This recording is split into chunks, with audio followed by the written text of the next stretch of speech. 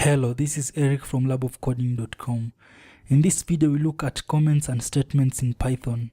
I have opened the hello.py file that we created in the last video in Atom here. In Python, a comment usually starts with the hash character and continues until the end of the current line. Comments are ignored by the interpreter, but they are useful in documenting and explaining the code.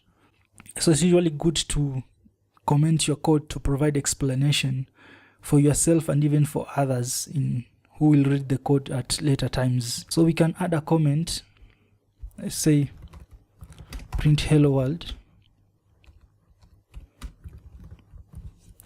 Unlike in other languages like C++ or Java, we don't have multi-line comments in Python. So if you want to have a multi-line comment, you'll just use the hash character several times. So we can have another comment.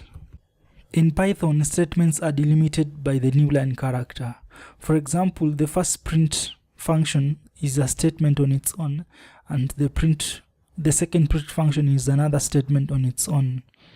In Python, the semicolon at the end of a statement are optional, and usually it's not advisable to have them. But if you want to have several statements in the same line, you should use the semicolon. For example, if you want to have the two print statements on the same line, we can have a semicolon at the end of the first print, and then we have another one. And then we can try to run this in the shell. We'll find that it's still working as before. So that's it for this video. We'll pick it from here. Thanks for watching.